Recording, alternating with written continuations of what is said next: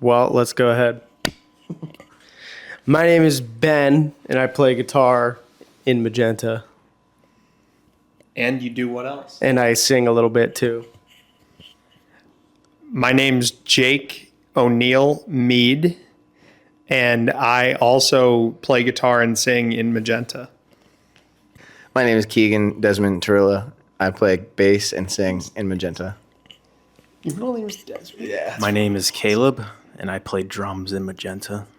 So I grew up with a single mother, and she was very much like, I was basically raised on her music taste, which consisted of like a little yacht rock, crooners, and like show tunes. So like that was my musical taste up until probably 12 or 13. And then when I was like 12, 13, around that age, like I had access to the internet, which led me to like, I kind of got into like trap and like EDM, like house music. It was very strange thing for like a 13-year-old to be listening to, I guess. I don't know, but It was new. No. it was new. Yeah. I don't know. It was just, strange. it was very upbeat, and I liked like I would listen to all these songs that had like fast remixes or whatever, because I was just so like, oh, let's go. Like, like I just loved like the upbeat shit. And then, probably around the same time, maybe 13 or 14 now, that's when I like found out about Blink-182, and I started watching their music videos, and I was like, this is fucking cool. Like, I really enjoy how, they're doing everything and not giving a fuck about what anybody thinks. And like, I just thought it was so badass. And then that got me into, that opened the door for many other bands like Sum 41, Starting Line, just kind of like went through this like list of like late 90s, early 2000s, like pop punk bands. And then I started getting into more modern stuff like Story So Far, Real Friends, Citizen, kind of like diving into emo now. And then that's when I started listening to like more hardcore and just like anything that has like distorted guitars, loud drums, fast. Totally drawn to it. I have a twin sister. She's very musical. We do not share the same like musical tastes. We have the same influences because we were raised on them, but she is more like singer-songwriter. I guess in a way you can kind of say that she like some of her music is like emo, And like I make emo music too. Probably around like eight or nine. That's when we started like learning music, learning like sheet music and how to read notes. And I didn't do anything more technical until I was like late high school, early college. But I started doing like ear training and music theory and stuff like that. We both started playing instruments at the same age. Like we were both very intrigued in it. Like we both started on violin, and then the next year picked up clarinet. I started playing saxophone, and then she kind of took a break, I guess, from music when we were in middle school. We both kind of did. But then that's when we started doing it like independently as opposed to performing for like a grade, because like that's a much better feeling when you write a song and then you play it and you're like, I hope I get an A+. I mean, I think that like listening to like she was really big into like Billy Joel, and I'm just gonna like shout him out specifically. Like a lot of his music is very, very like well written. Oh my God. Yeah, so like having that to go off of as a kid, like I didn't start out listening to Blink-182. It has shaped like the way that I view music. Like I try to not do like super simple power chords all the time. I try to incorporate more like actual chords, just because I have like such an appreciation for like major and minor now, growing up on Billy Joel, as opposed to like playing a power chord where all you have is the root and the fifth, and that can be either major or minor. I got started in music probably from a similar launching off point that Ben did. You're also a twin. Not quite, but I have a little brother, and he's kind of a better singer than I am even. Like we both grew up surrounded by music. I remember being at concerts when I was like 4 years old even. If anyone knows the like the Graveling Brothers or Frostbit Blue, my dad was really tight with them.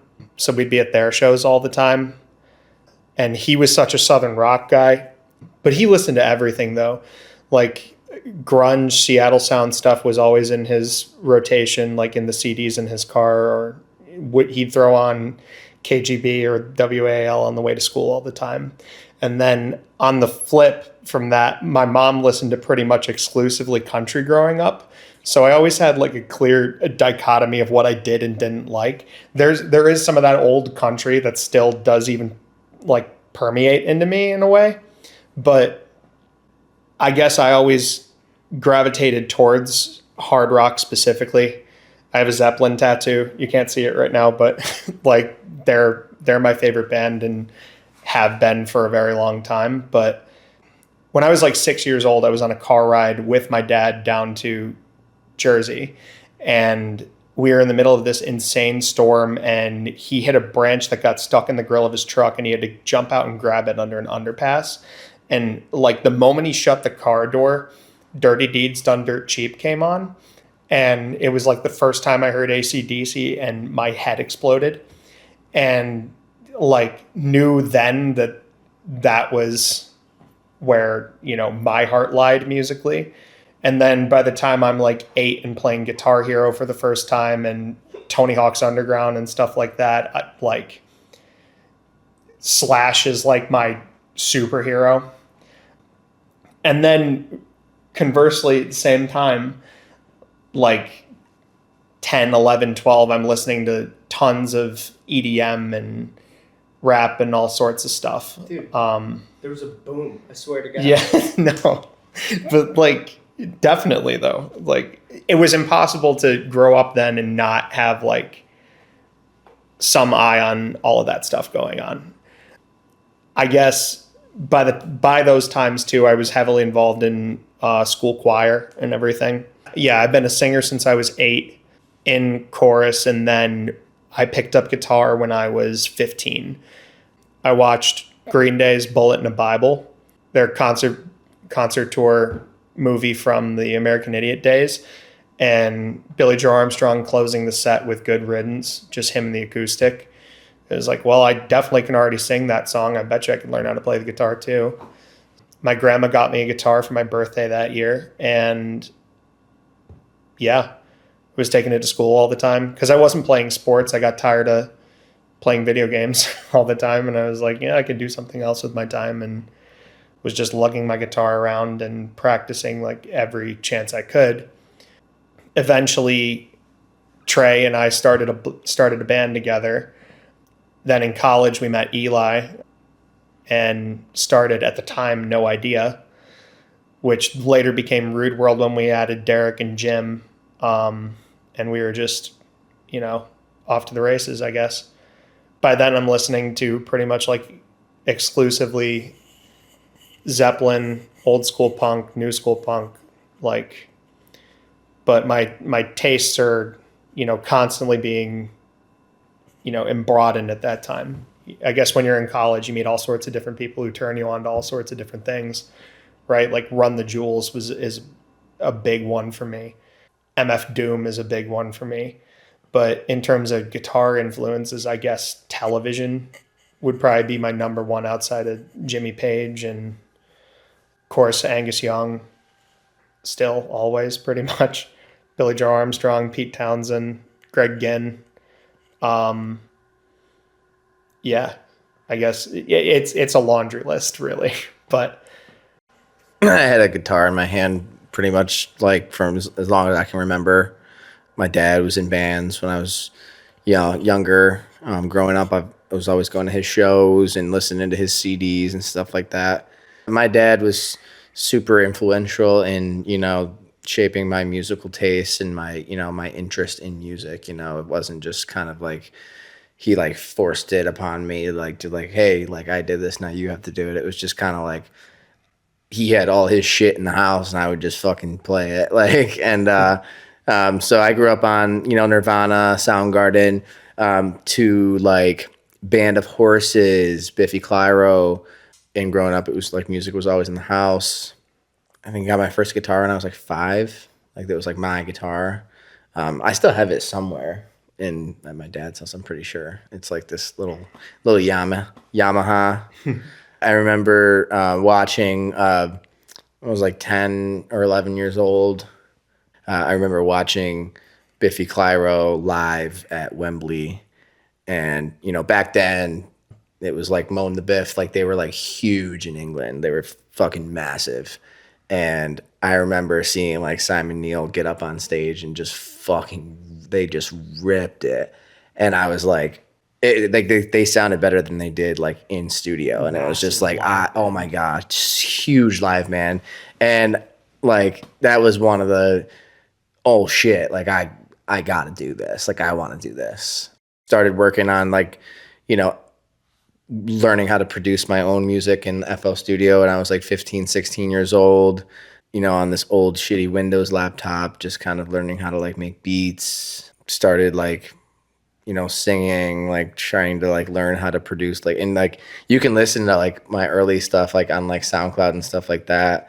And it sounds like dog shit, right? Because I was just like kind of like learning as I go, watching YouTube videos. Shout out to Busy Works Beats for showing me how to like produce. And I've never really known any different. I've just always kind of been surrounded by music my whole life, and I've always known I wanted to do it, whether that be professionally or just, you know, in some form or fashion. I wanted to do this for the rest of my life. So Similar as Keagan, like my dad, you know, grew up, you know, in his teens and 20s in the grunge Seattle era. So a lot of that naturally influenced my taste growing up. I remember getting first MP3 player. My dad loaded all the music onto it, and there was a lot of, I would say, diversity. That was, you know, I was probably like 8 or 9. That really got me into, you know, a lot of hard rock, a lot of like alternative stuff, really like a lot of just different genres, different styles. Around that time, I was wanting to play an instrument. I kind of had a phase where I kind of was interested in guitar. That fizzled out pretty quickly. I just got gravitated towards drums eventually. My dad had his old kit from when he was a kid that he got handed down from an uncle. So it was the first kit I ever got to plant was like a kit from the 70s. So that was pretty cool. And he got that out, and I started playing it, fell in love pretty quickly, started getting lessons for several years, and just watching YouTube videos of drummers playing covers of songs. That really like helped me a lot get to like where I am. Just that era, like the early, you know, late 2000s, early 2010s YouTube era, coming from my dad and his bands, just a lot of diversity with music. I think I've just always been interested in lots of genres and lots of styles, and have always tried challenging myself with drumming, trying to see if I can play this. I'll, you know, play some super crazy metal song.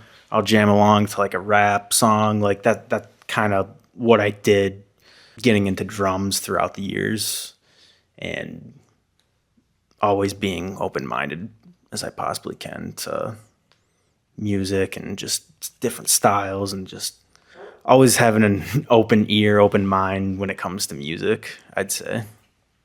So right around the time when I was really getting into drumming, I would have to say Joey Jordison, drummer of Slipknot, and the Rev, drummer of Avenged Sevenfold. Those were just two drummers I really, really liked at the time when I was getting into drumming.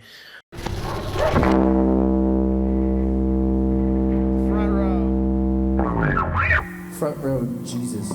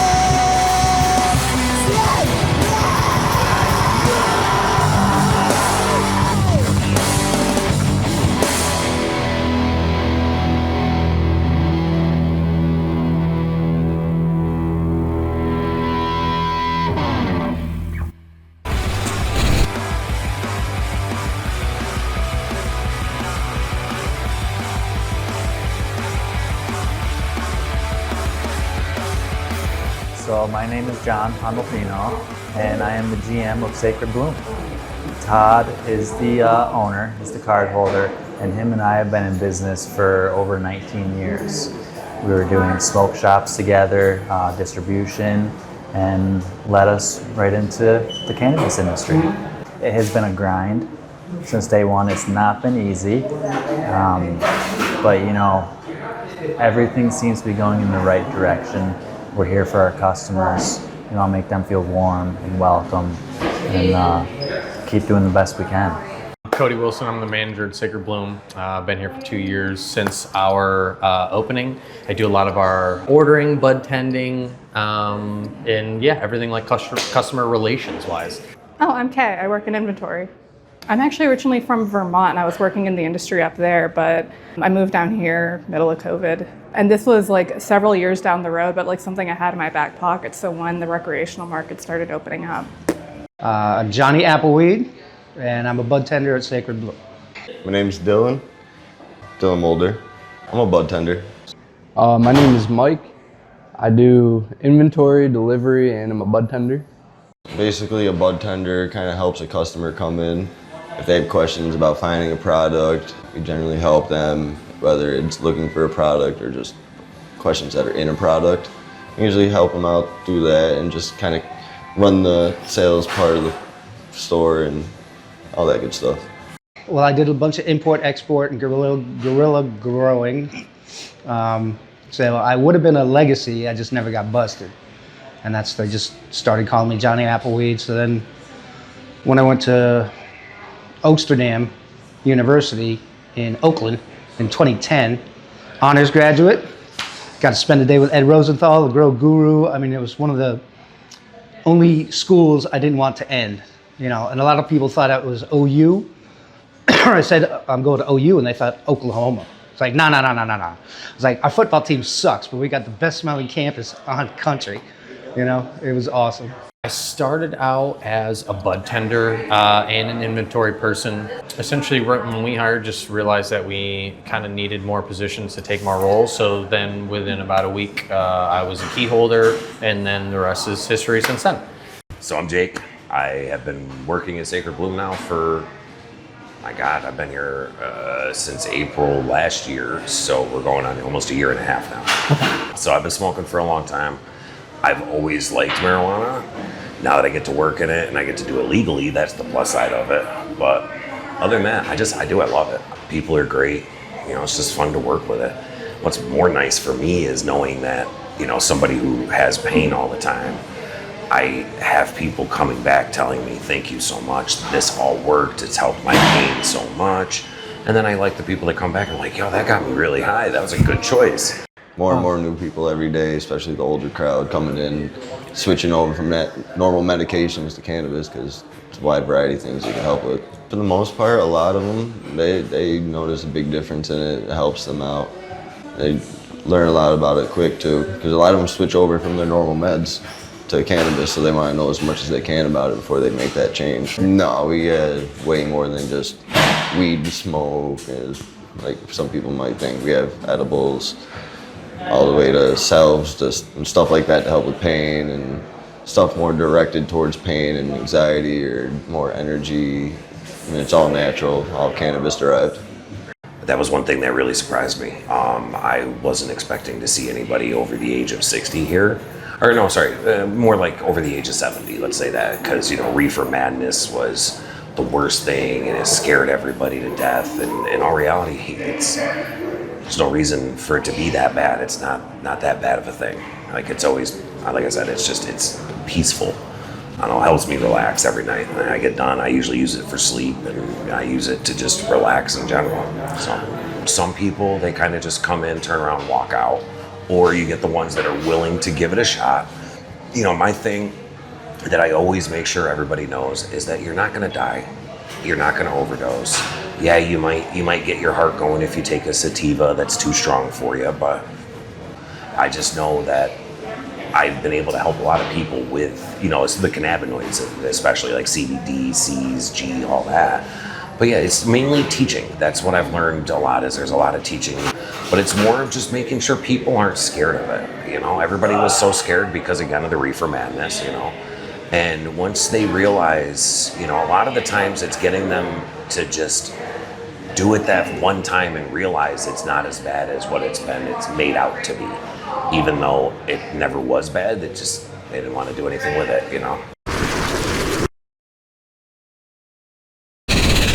Well, one, it's a gateway drug. Two, it has no medical benefits. My mother became an instant convert at age 83. When she grew up, it's the devil's lettuce. My dad, they always supported when I was growing legally in California, they were all behind that, and they loved it. But she has these horrible migraines, and she would have to take either Dramamine or Bonine, and then go lie down for an hour and a half to 3 hours. And so I make my own edibles, as you may or may not be aware of. I'm Chef Ganja Ramsay in the back here. So it was funny because at the time I was out of town and my brother was babysitting. So she's having a migraine and he goes, will you take one of his gummies? It's not gonna kill you. She's like, well. So took a gummy, 20 minutes later, her migraine's gone. And then I do have a funny video of her at age 83 smoking a joint for the first time because she's having another migraine. And 2 puffs of that, and migraine's gone. Now every night, she eats a gummy to help her sleep. I mean, especially probably since the beginning, a lot of people, still kind of stuck on the relative stereotype and, kind of feeling this discomfort when it comes to cannabis and purchasing, which, obviously in the past, having to kind of go out of your way to find somebody and, set something up kind of back end, this, retail type establishment was very foreign. So, again, a lot of people kind of being very skeptical in the beginning, but now, especially just over time, and people just realizing how simple and normal it is to, walk in, buy something and walk out and enjoy. It's definitely a lot easier, but yeah, absolutely. In the beginning, people were just so skeptical, about all this past stereotypes and stuff. And now it's just come full circle since then. There's a lot. I mean, in all reality, the biggest thing that they've instilled fear with this, even though it is technically a drug, this is not a drug. Like, alcohol's a drug. This, don't get me wrong, this does alter your state of mind in a sense, but I've never had any issues with weed. I've only seen issues with alcohol. And my thing is too, with marijuana, it's overall, most of the time you end up sitting around with your friends, just smoking, talking, playing video games, and eating. Don't get me wrong, people have their downsides, Myself, I've never had a bad experience with marijuana, and I love it. I've been smoking heavy since, so. Eraser.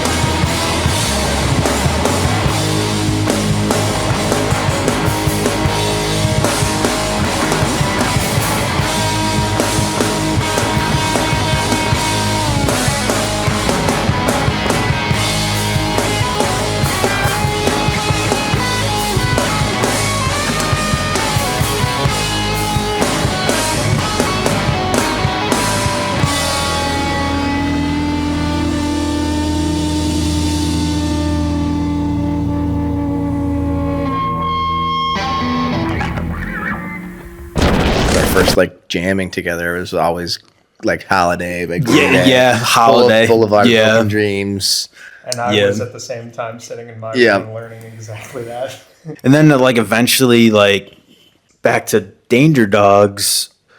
Our two dads, originally, they started Danger Dogs as a two-man project, and it was like strictly electronic music. And so they did that for a few years, did different versions of it in live settings. And then eventually they wanted to get back to doing like a full band thing, and then asked the two of us if we wanted to be in the band. And we had to.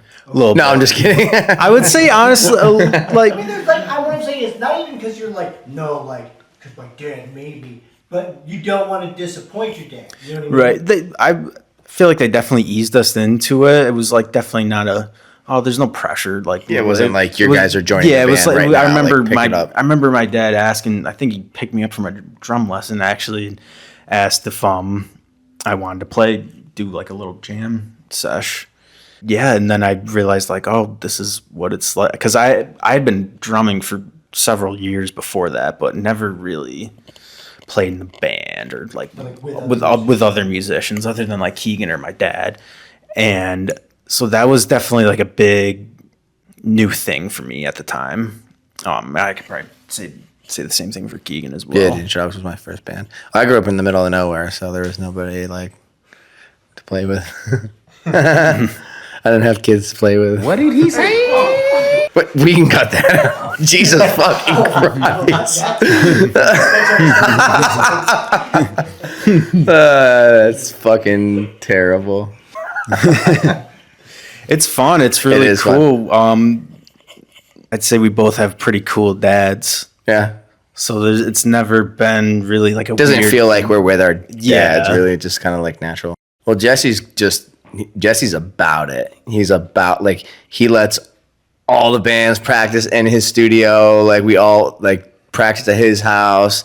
I use all of Jesse's equipment. Like, I don't, like, or Ben's. Like, I play his bass. I don't have anything. Like, I'm just a fucking bum that just plays other people's shit. Like I said, I really am. And so, like, all the shit that I play on is, like, his amp, his bass, you know, his studio, like, huh? Yeah. Your bass? No. Well, even then, like, I broke a string the one practice on the Les Paul, didn't have the jazz master ready to go, and I finished the night on his Jaguar.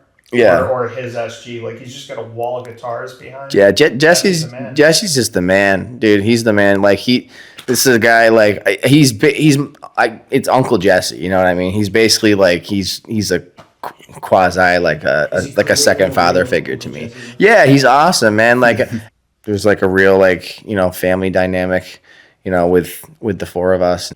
He's always been kind of sort of like an uncle, I guess you could say. Always been around, like, growing up. He actually has a pretty special story. He had a pretty crazy spinal cord injury about 15, 16 years ago. And, you know, I was told never going to be able to sing, never be able to play guitar again.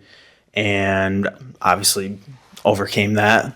And so just being able to be in a band with someone who's overcome that huge obstacle in life is really cool. It's really special.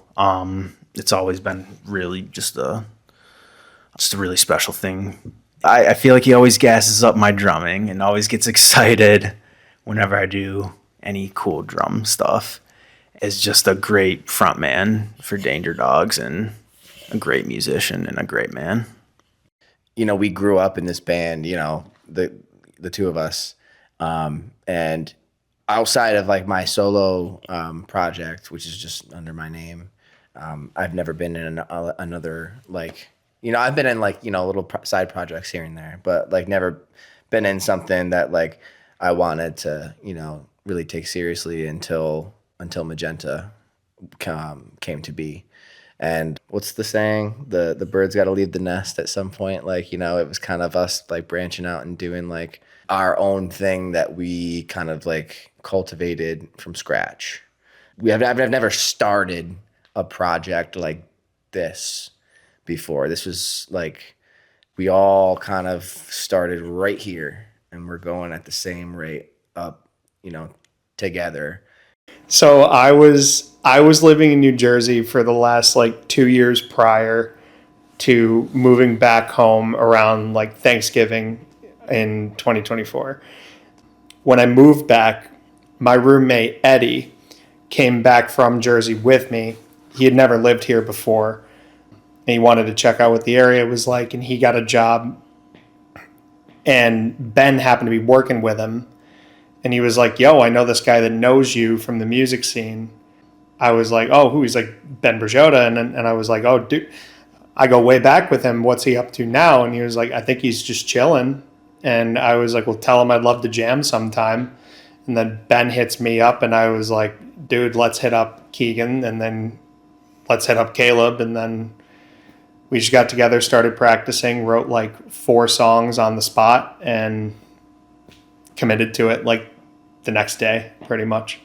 It was meant to be. Yeah. It was definitely meant to be. Because we didn't get together and we're like, hey, like, you guys want to start a band or anything like that. It was just like they texted me and they were like, yeah, we're looking to jam. Like, would you be down to jam sometime? I'm like, yeah, dude, I fucking love jamming. Like, and they were like, we need a drummer, and they were like shooting off names. I was like, well, like, what about Caleb? Like, I'm already in a band with Caleb, and I'm sure he wouldn't mind, like, jamming with us. And then we did it, and like, it was like, whoa, like, none of us, I don't think, were expecting like what came about. It was like literally, like Jake was saying, like 4 or 5 songs. No, yeah, in one night, like pretty much structured, written minus like lyrics. Yeah, like fully formed lyrics. I went in expecting like nothing, just noodling around, and much. We were just screwing around with the parts we had prior, and everything just sort of happened. The crazy part is though, like, there's like very clear memories I have of like Ben and Keagan showing up to the place I worked like 4 years ago, and like Gertrude Hawk. Shout out Gertrude Hawk chocolates. I was making chocolate covered strawberries when I was saying to Ben, like, yo, I'd love to do some like, weird jazz chord, fast, like pop punk inspired, almost sounds like anime themes, sort of punk rock at the time. And this was like 4 years ago we were having that conversation, and he was like, dude, yeah, sounds awesome. That'd be crazy. And here we are, like, kind of doing it.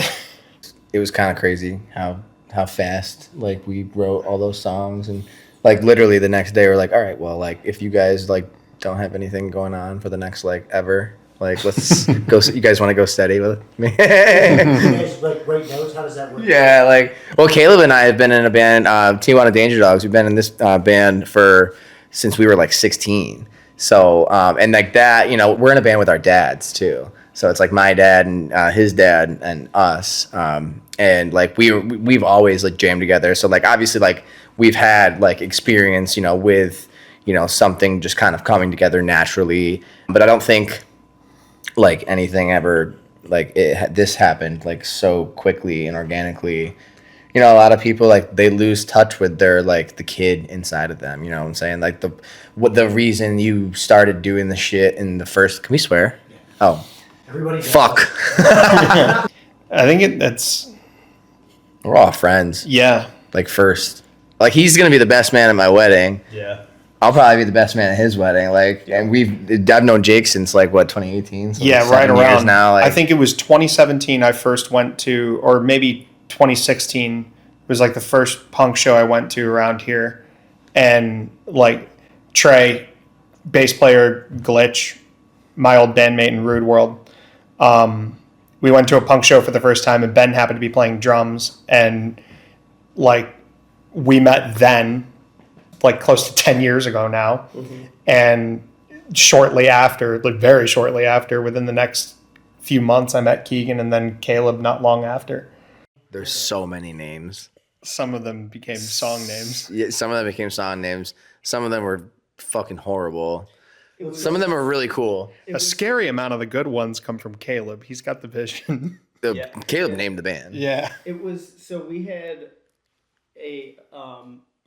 We had a business meeting where we all went out for coffee, and I brought my laptop, and we all just sat there and like started brainstorming like band names. And this was like after 2 band practices or something like that. Maybe. Yeah, I think it was like after our it was second like very band practice. early on. Like that's Very how early, much like we knew that we wanted to take this seriously. Like after a couple practices, we were like, all right, let's sit down and like get coffee, get a laptop, and like actually talk about what's going on here. What's the game plan? And we had like I don't know, like probably somewhere between 50 to 75 like different band names that we were thinking of. And then How do you pare them down? Wait, well, I think so- I have a list of some of them are so fucked up. we had to narrow them down so we wrote everything that came off of our heads down, and then we just read them and like voted on whether or not to like, it was basically like, yeah, like we were basically doing like a bracket kind of like where cut out the ones that don't work. yeah, we cut out the ones that don't work, and then now we have a smaller list of names that are like, oh, okay, these ones are a little stronger, and then we cut some from those, and then finally we ended up I think it was between like a couple names. There was like Magenta, we were thinking Thief, Superposition, Oh yeah. and we ended up just like saying like, fuck it, like Magenta sounds really awesome. Yeah, it's a and cool name. it's funny because Magenta is like we call ourselves Magenta. Everybody knows us as Magenta, but Magenta is our nickname because we're really Magenta NYS because there's fucking thousands of Magentas, and we were like,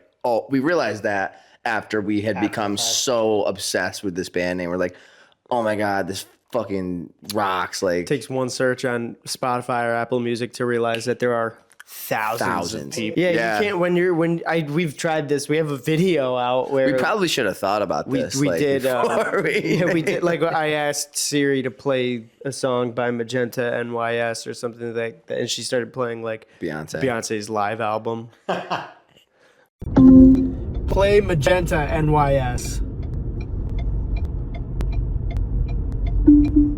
Now playing Homecoming, the live album by Beyonce. I'm going to say heart. There's a lot of heart here. You know, like I just said, the warmth, the welcoming. We really strive on that. We want to actually help you and hopefully hear awesome success stories, how we did help customers. You know, we have heard it, and it means a lot when you can hear that and you feel that. I don't want to sound too cocky, but a lot. You know, a little bit of everything. I mean, we have a nonstop client base that keeps coming back, reoccurring guests over and over again. You know, our knowledge here is bar none. We have some of the best knowledge here. And whether one of us knows something about something and then the other one doesn't, you know, that person knows something that this person doesn't know. So that's the thing that's nice. You know, if I don't have the answers for one thing, I know I can go to another employee, you know, their coworker of mine, and good to go. They might have the answer, and if they don't, there's somebody else that might too. We're very, very knowledgeable here. We all love our job. That's the big thing. You can't run a good business if your employees don't enjoy the job, and we enjoy it. We have fun, you know. You know, are kind of this like, you know, associated like family, and especially like over time, you know, learning things off of each other. That's like a huge bonding experience, which we share with our customers. So I think especially when it comes to like a customer standpoint, you know, we kind of have that, you know, friendly and inviting, you know, like, hey, what's going on, man? Good to see you. Or for a lot of stoners, we remember a lot of our daily customers every day. Oh, I mean, like for the ones that I worked at, it's the #1 spot. I really like the experience I had in Vermont, but like this is such a great gig for this right now. I think the people here are really good. The selection here is insane too.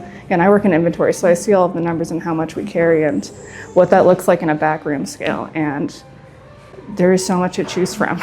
Because I remember going out in Colorado, it's like small, locally grown stuff. You have maybe 6 strains you can pick from. And Vermont, That big dope. I think for that time, basically if you looked at one medical place up there, that's basically what the entire state had, and it was. Just the overall setup, the vibe, and most importantly, the staff. I think we have one of the finest staffs around, quite frankly. And it's funny because before that big dope caused TGI Fridays to close, we'd get there together there every Sunday. So it was awesome just to have the whole group together. And now what we do is I'll get a couple rooms at the courtyard, and we just go sit by the fire pit in the back.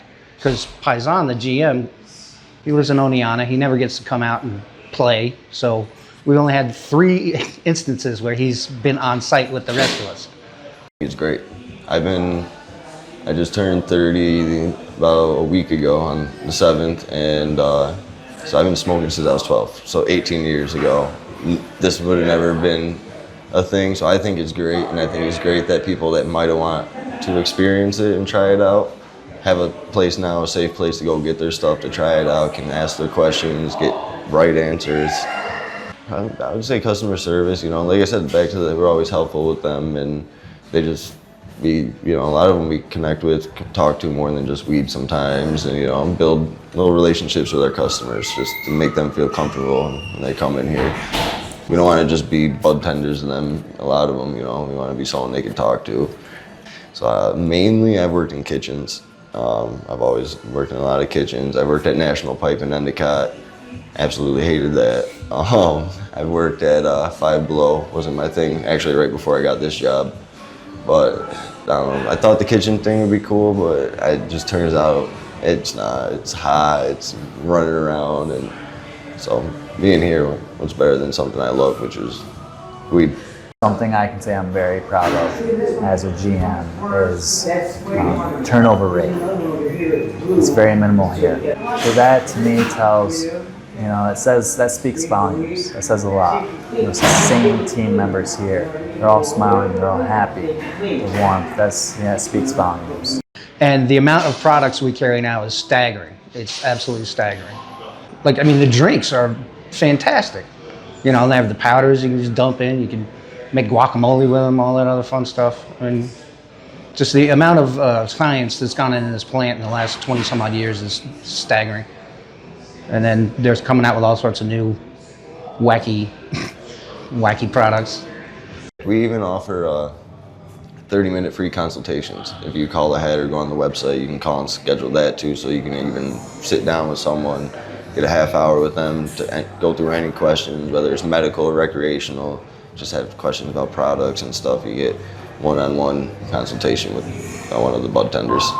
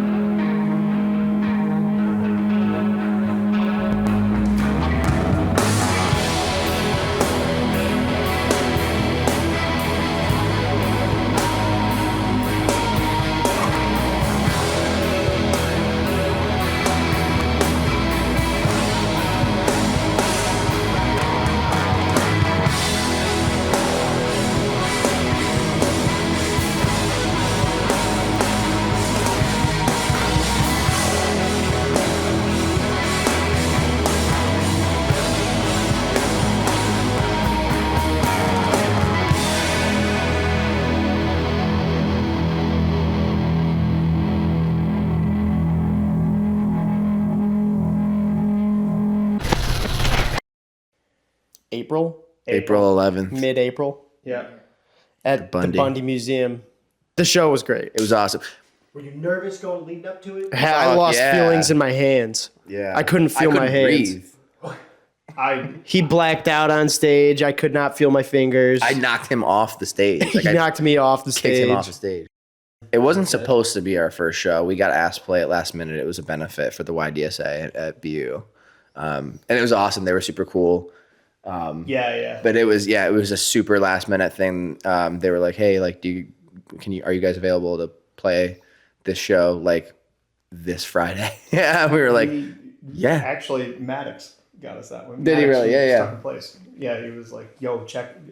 These guys haven't even played yet." So yeah. I love those guys. I love those guys. Well, that's the first thing that we think of when, like, if you were like to recommend other like bands in this area. Stuck in Place. Stuck in Place. Like those guys those are our nephews. Shout out all of you We're guys. unks and they're Aiden, nephews. Maddox, Eli. Yeah. Shout out Stuck in Place. The second show was supposed to be our first show. It was at Crowbar. Yeah. Shout out Derek. I think that one was a bigger success. Like our first show being at the Bundy, like it was really awesome. But I think there was like something about that show that we played at Crowbar where like it just felt The Bundy. Yeah, The Bundy energy show was felt like there. a warm up. Yeah. It was like kind of like a preseason matchup. But We then invited all like our close friends to be like, Yeah, come we, like, check out what we got going hyped on. it up. Give us the feedback and everything. A lot of people there. It was awesome. Yeah, and then the Crow show leading up to it, it was like everyone and their brother was like, "Yeah, dude, we're coming," and the turnout was really nice. That And might have been like I've been to a bunch of Crowbar shows. That might have been the most people I've seen in there at one Half down time. the stairs, right? Yeah. that or the Green Creeks album release. Green That Creeks album like release. for me, it felt like I'm right where I'm supposed to be. Yeah, it wasn't like a don't fuck up kind of thing. Right. It was just like really care about this. Yeah. I think a lot And I want Like I want just it to want go well, yeah. I just want to unload. I want to like Oh, we fucking like tore it up. yeah, like We I were just want ready to to come out go. the gate swinging, and like I just want everyone to hear this stuff. And at the time, me personally, having been removed from music altogether for the better part of like 2.5 years, I was just like, I was just ready to go. I was like, this is exactly where I'm supposed to be. I'm supposed to be doing exactly this right now. I'm just happy to be doing it, Sounds like I'm gonna. I think the scene's in a great place. Like having been around it and done it for so long, right? I mentioned that first show that I met Ben at, right? That was in the top floor of some guy's garage on the south side, and there were Genome Collective, and which was a special place, and there were bands from all over the place, out of town, local. I mean, Lilac Night was at that show. That was Dirty Band-Aid's first show. And it felt like being there for the first time. I was like, dude, I found this, because I was talking about going to college in Philly at the time because I was such a huge modern baseball fan.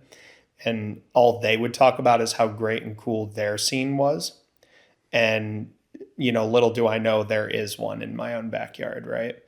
So going to shows all those years was like, it was like, I would have rather been nowhere else, And then doing all the shows that I did do in Rude World was the same thing. Anytime we got to play the skate park at HCS, like those are shows that people remember for years, and people talk about.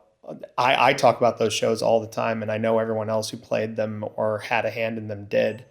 Meeting Raven was really special. Raven Keltis, super shout out. Like, I can't tell you how many shows she threw, and she's probably the reason that, like, at the end of the day, we're all friends. Like, Absolutely. yeah. It's the reason we're all friends. Shout out Like- Raven. I met Keagan and Caleb through Raven. Yeah, I met Ben through so Raven. That's That so is Raven. That is so Raven. And then, like, because of the scene, I'm friends with all of my friends today, right? Because of the scene, I'm so tight with everyone. I mean, outside of like my bandmates from Rude World, right? Tom and Mike from Stay Off the Fence, all of the guys that were in Rye Bread and are in Honker and other projects now. It's awesome. And then I came back to a scene where there's so many people doing it, and a spot like Crowbar to play all the time that's going to have all these bands from all over the place. But then not just music, there's so many artists, there's so many filmmakers, actors, there's people like doing things in Binghamton in the art space now. And it's really, really, really cool to see and really cool to be around.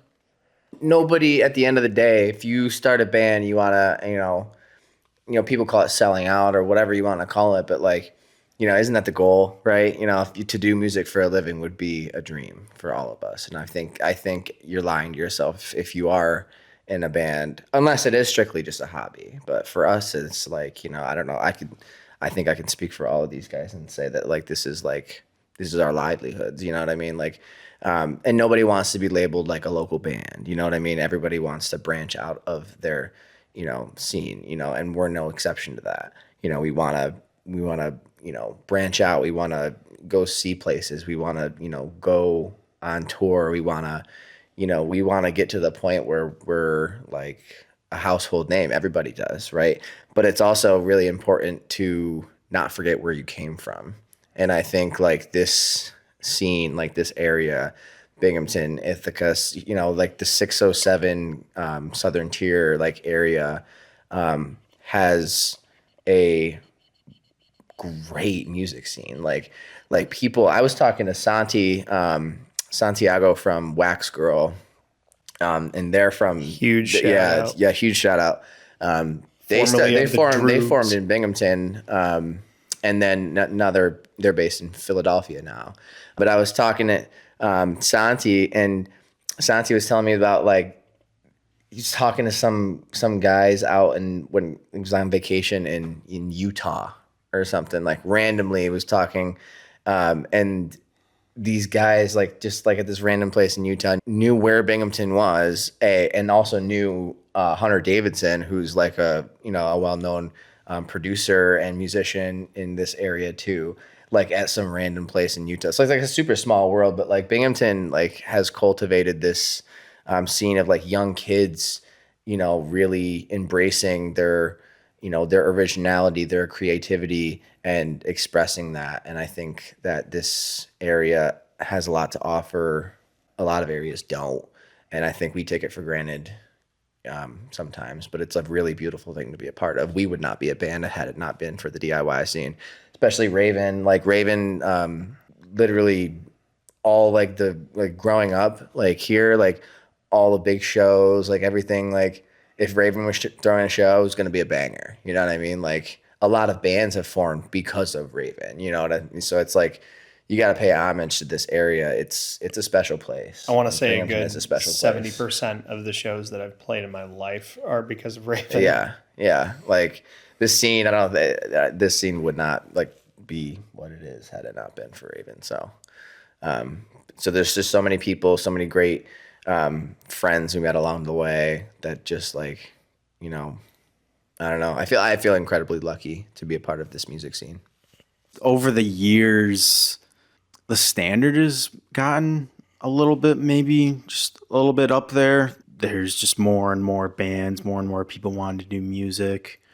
You're starting to see, the younger Gen Z kids, the 18, early 20-year-olds, they're really have gotten inspired by the older Gen Z kids in the scene throughout the years. You're starting to see just more and more kids that age start bands and really have a strong interest in being in the scene and being a part of it.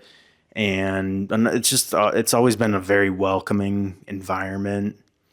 And I think that has just allowed for a lot of creativity, a lot of just great moments at shows. And I mean, the scene is great. I feel like it's just been getting bigger and bigger every year, it seems like. And there's just a lot of great people, a lot of great bands, a lot of great musicians, artists, and any other scene I've seen in different towns, different cities. There's always cool scenes everywhere, but I don't know. I just Binghamton has its has its own vibe, its own. It's within a pretty good distance from a lot of big cities. Only 3 hours from New York, 3 hours from Philly. You got Rochester, you got Syracuse, Albany. Probably a lot more. Buffalo. So there's just a lot of great cities around, and yeah.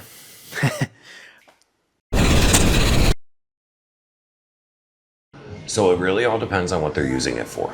If they're coming into here trying to use it for pain, I would not say smoking. I would actually say edibles would be the way to go. If they're coming in just to have a good night and relaxed and watch a movie and laugh, that's where the smoking of the flower or vapes come into play. The edibles, as I've told many people, I feel like when you smoke, the buzz is more here up, and when you eat it, it's more here down. And I mean, don't get me wrong, like you feel it up here, but to me, like when I take my edibles, I'm mainly using them for medical purposes. And it's amazing that I can almost be pain-free on a marijuana product over something that was supposed to be a painkiller, didn't do anything. Like that's the crazy thing to me. It all depends what they're looking for, If they don't want to smoke, then obviously you go with your gummies or your drinks. Or if they do smoke, if they have an idea, you want an up, down, or somewhere in the middle. Yeah, definitely not vapes, not super strong edibles or something like that. Like with edibles, I always tell people first time 5 milligrams, cut it in half and go from there. We do have a lot of pre-rolls. It's all the really person's preference too, you know what I mean? Indica, sativa. I know some percentages have scared people before, so maybe start them with something a little lower. Probably pre-rolls, and it also depends on like what kind of lifestyle they're looking for. I know some people actually want to get off smoking completely, so they come in and they're like, I just want to look at edibles or tinctures or anything in that kind of category. So it would really depend on what kind of experience they're looking for. But if you're like, I'm an open book, recommend me anything, have some pre-rolls. Have like 3 different types of pre-rolls, and just, what is it, 3, wait 10 minutes, see how you feel, whatever the itch is. I mean, really kind of finding out a little bit more of like what they like in particular, and kind of just trying to gear something to their needs. I mean, we carry a rolling inventory of about 12 to 1,300 items. I guarantee there's something for everybody. Of course, I could throw a bunch of like personal recommendations as far as favorites, but what they're looking for may not be exactly what I'm looking for and what I get out of that. So again, and especially through, trying a bunch of different products and kind of getting some ideas of, what really fits certain circumstances, that gives me the ability to kind of lean down and say, okay, this may not really be what you're looking for, but this is kind of more of the realm of what you're going for. And here's a couple different options. And, I don't really like to give, a specific particular recommendation. I like to give a bit of an option, especially whether it comes to brands or price or whatever. I want to find something that is going to fit and, you're going to leave happy with it.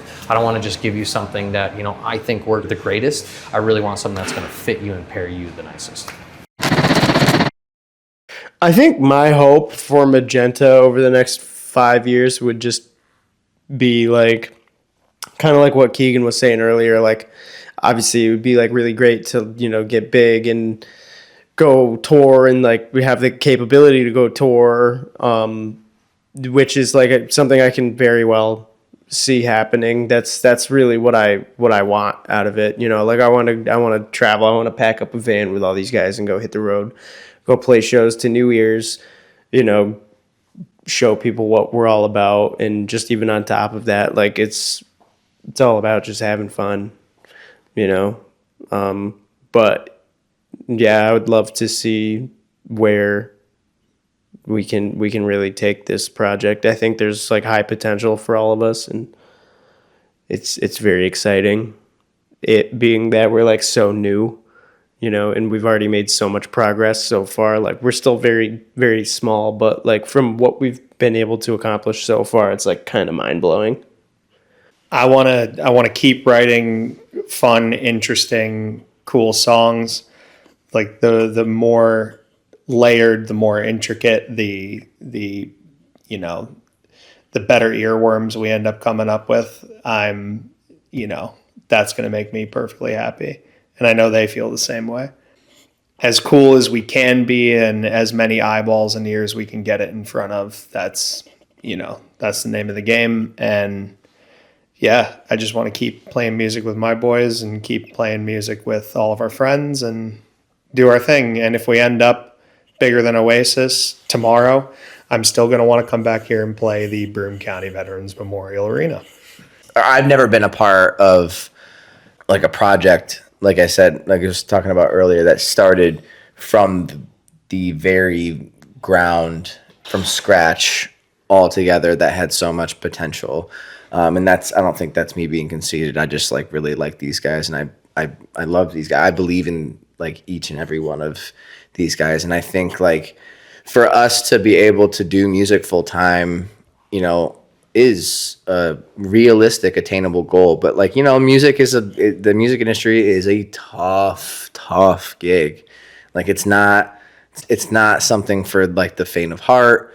There's going to be, and we're so new. Like we started this band fucking like 8 months ago. Yeah. So like we're not even a year into this thing. And, we've made a lot of progress so far, but like, we got 3 songs out, we're very, but I think if we just like keep being consistent, see us going on tour, opening up for larger acts, like national acts would be awesome. To play Warped Tour would be like a bucket list, like dude, just stuff like that. Tour. Like shout out Warped Tour. If you're watching and you work for Warped Tour, fucking hire us for 2026. Please. Please put us on the beach. Magenta NYS. I think it's a very real possibility for us to be able to like really pour everything we got into this. We already do. Every dollar we make just goes right back into the account and just keeps fun, like keeps pushing the train along. Like Jake was saying, I just want to keep writing songs with my best friends. And, if there was no potential for us to like become like, well known or whatever, like internet famous or like, I don't give a fuck about any of that. Like, if there was none of that, if it didn't exist, like we'd all still be doing this shit. Like, what I mean? Like we just love it. Yeah, exactly. So, but, I think we're all on the same page where it's like, let's fucking do it. Let's give it a shot. Give it a go. To be able to share our music with all kinds of people. Like, I've always wanted to see the world, see all the different places in the world, and I would love to share some of the special moments we've had in this band. We have the ability and the capability to get fucking huge. No, to just I just want to share our music with other people like around the world, I guess. I think we have a lot in the tank. I feel like we haven't even reached our potential at all yet. And that doesn't necessarily mean huge arena tour. Like I said, if we can share our music with all different kinds of people and people love it and enjoy it, I think that's a success.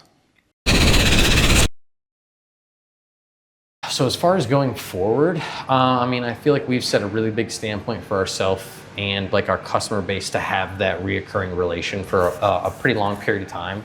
I personally love this industry, like I said, bringing my retail background into things and kind of my comfort level as far as that side goes. This is something that kind of hits both of those notches. I'm not selling cars or phones or material items or whatever. I'm kind of selling something that I have more of like a passion to.